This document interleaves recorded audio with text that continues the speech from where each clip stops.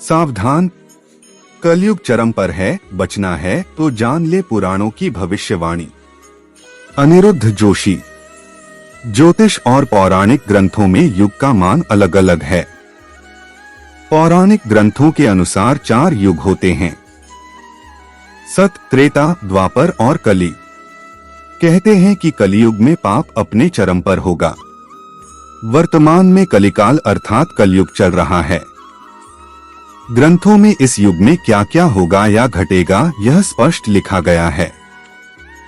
यह भी है कि इस युग में जब कहीं भी प्रलय होगा तो सिर्फ हरि कीर्तन ही उस बचाएगा। आओ जानते हैं कि कलियुग में सावधान क्यों रहें। सतयुग। सतयुग में प्रतीकात्मक तौर पर धर्म के 4 पैर थे। सतयुग में मनुष्य की लंबाई 32 फीट अर्थात लगभग 21 हाथ बताई गई है। इस युग में पाप की मात्रा 0 अर्थात 0% होती है। पुण्य की मात्रा 20 अर्थात 100% होती है। राजा हरिश्चंद्र हुए थे। हरिश्चंद्र ने सत्य के लिए खुद के परिवार और अंत में खुद का बलिदान भी दे दिया था। त्रेतायुग। त्रेतायुग में धर्म के 3 पैर थे। इस युग में मनुष्य की लंबाई 21 फीट अर्थात लगभग 14 हाथ बताई गई है। इस युग में पाप की मात्रा 5 अर्थात 25% होती है और पुण्य की मात्रा 15 अर्थात 75% होती है। इस युग में विष्णु का वामन और राम अवतार हुआ था।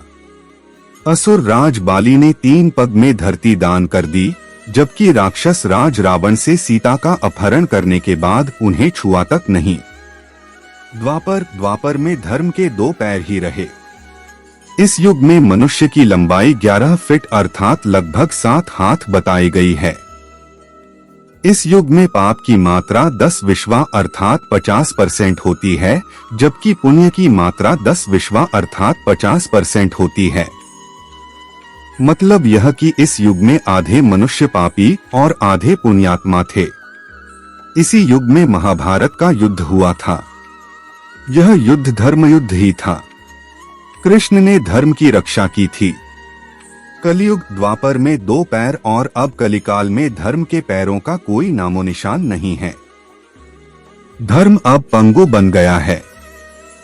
इस युग में मनुष्य की औसत लंबाई 5 फीट 5 इंच अर्थात लगभग 3.5 हाथ बताई गई है।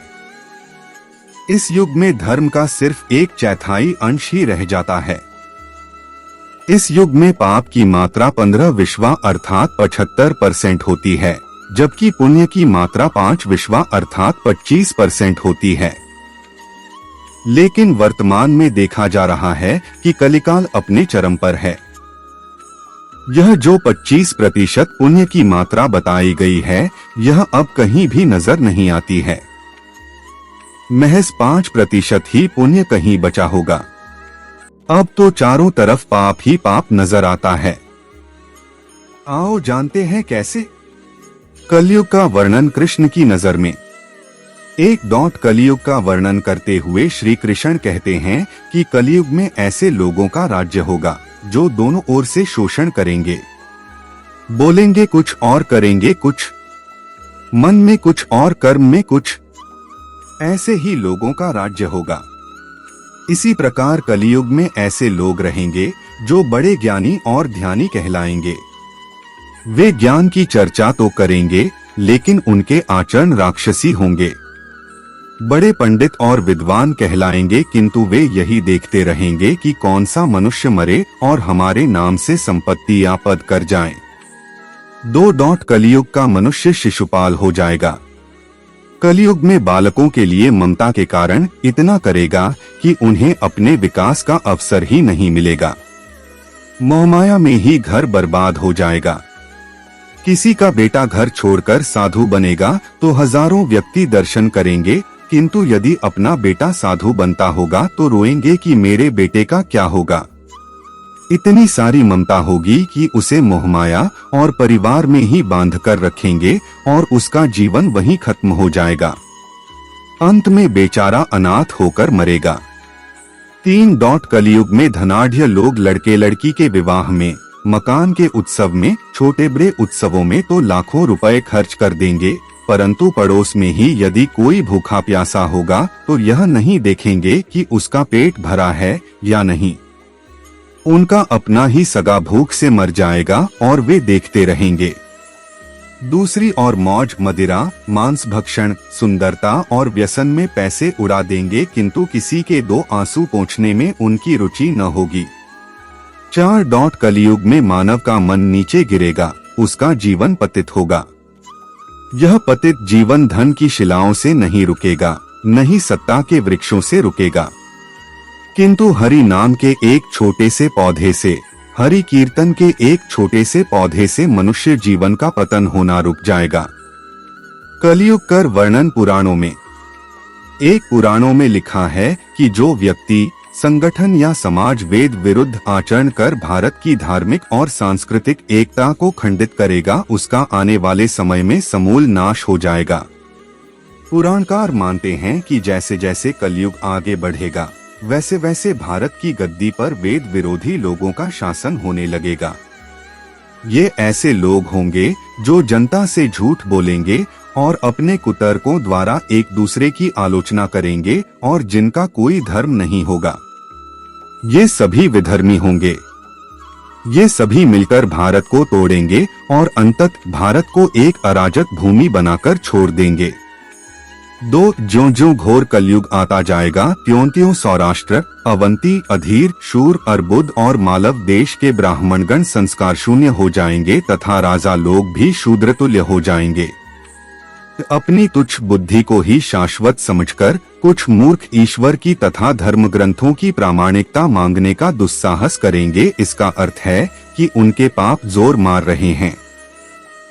3. जब सभी वेदों को छोड़कर संस्कार शून्य हो जाएंगे, तब सिंधु तट, चंद्रभाग का तटवर्ती प्रदेश, कौंतीपुरी और कश्मीर मंडल पर प्राय शूद्रों का संस्कार ब्रह्मतेज से हीन नाम मात्र के द्विजों का और म्लेच्छों का राज होगा।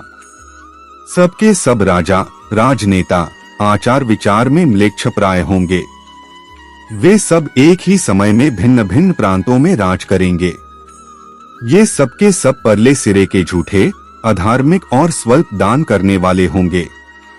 छोटी बातों को लेकर ही ये क्रोध के मारे आगब बूला हो जाएंगे।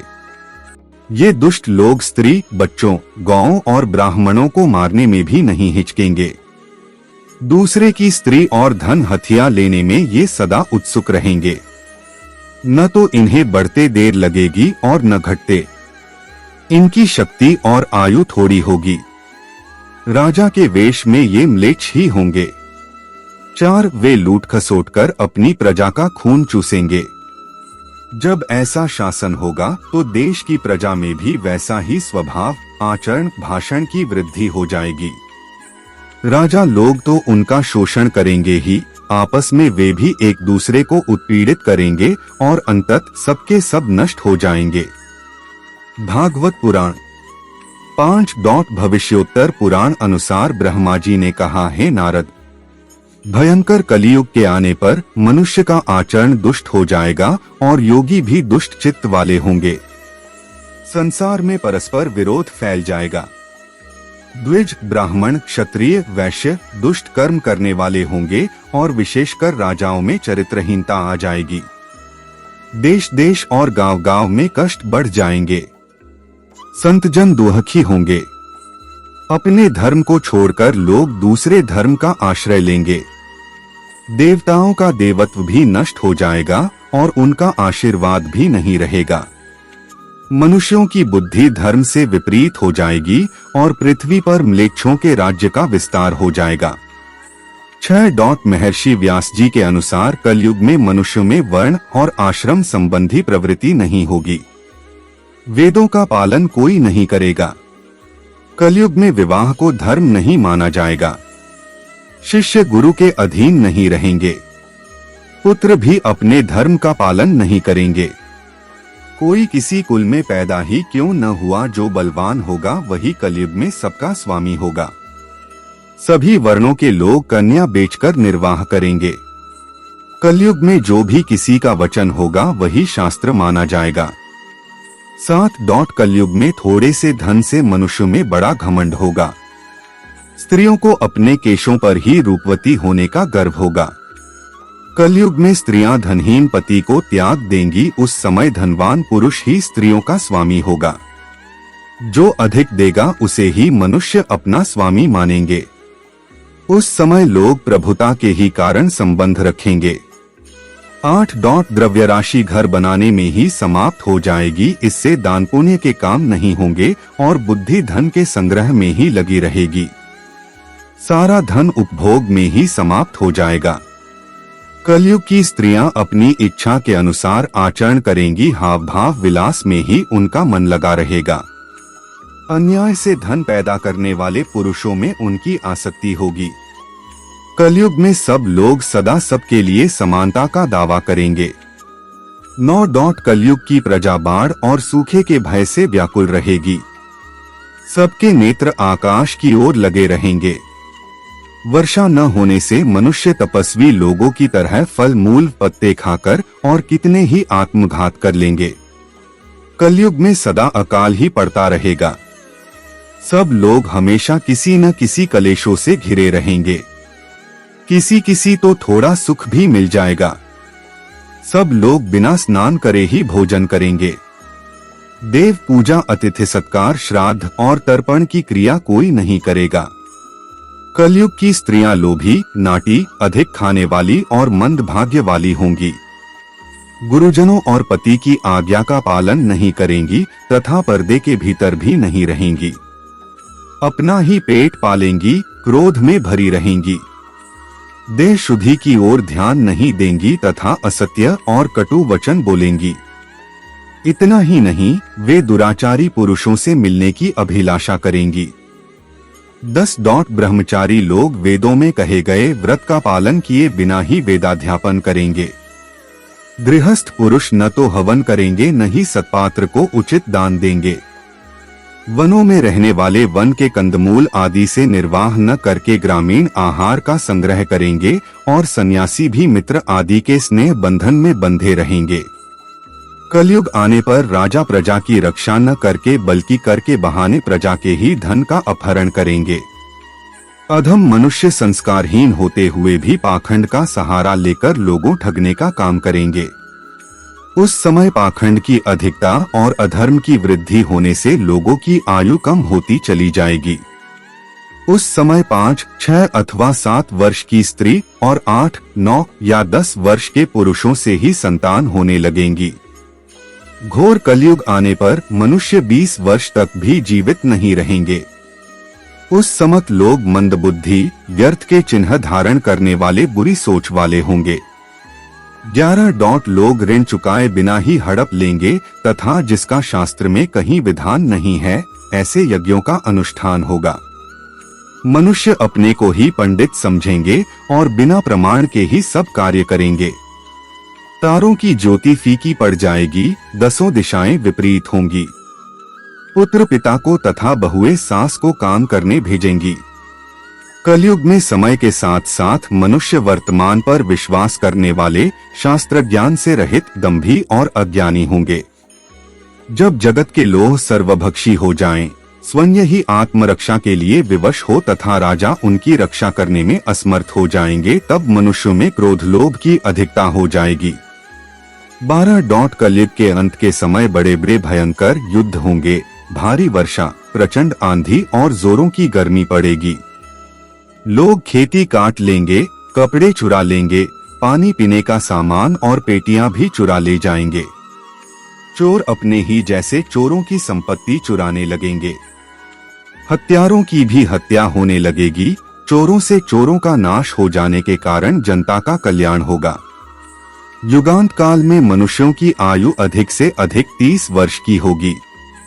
13. मनुष्य की औसत आयु 20 वर्ष ही रह जाएगी। 5 वर्ष की उम्र में स्त्री गर्भवती हो जाया करेगी। 16 वर्ष में लोग वृद्ध हो जाएंगे और 20 वर्ष में मृत्यु को प्राप्त हो जाएंगे। इंसान का शरीर घटकर बोना हो जाएगा। ब्रह्मवैवर्त पुराण में बताया गया है कि कलयुग में ऐसा समय भी आएगा जब इंसान की उम्र बहुत कम रह जाएगी, युवावस्था समाप्त हो जाएगी।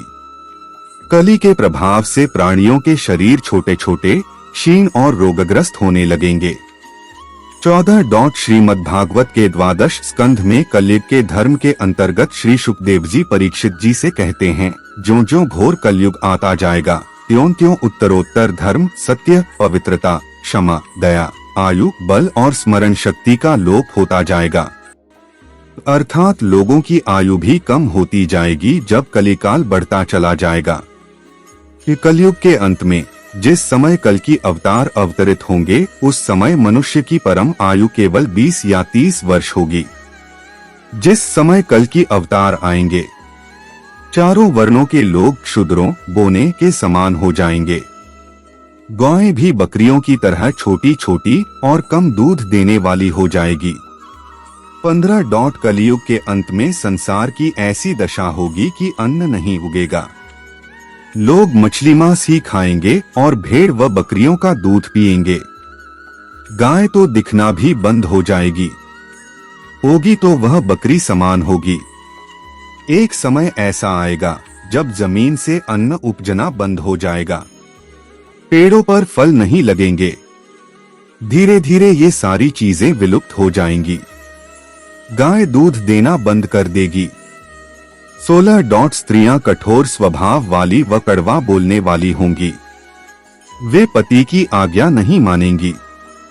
जिसके पास धन होगा उसी के पास स्त्रियां रहेगी। मनुष्यों का स्वभाव गधों जैसा दुस्सह, केवल गृहस्थी का भार ढोने वाला रह जाएगा। लोग विषी हो जाएंगे। धर्म कर्म का लोप हो जाएगा। मनुष्य जपरहित, नास्तिक व चोर हो जाएंगे। सभी एक दूसरे को लूटने में रहेंगे। कलयुग में समाज हिंसक हो जाएगा। जो लोग बलवान होंगे उनका ही राज चलेगा। मानवता नष्ट हो जाएगी। रिश्ते खत्म हो जाएंगे। एक भाई दूसरे भाई का ही शत्रु हो जाएगा। जुआ, शराब, परस्त्रीगमन और हिंसा ही धर्म होगा। 17. पुत्र पिता का और पिता पुत्र का वध करके भी उद्विग्न नहीं होंगे। अपनी प्रशंसा के लिए लोग बड़ी बड़ी बातें बनाएंगे, किंतु समाज में उनकी निंदा नहीं होगी। उस समय सारा जगत म्लेच्छ हो जाएगा, इसमें संशयम नहीं। एक हाथ दूसरे हाथ को लूटेगा।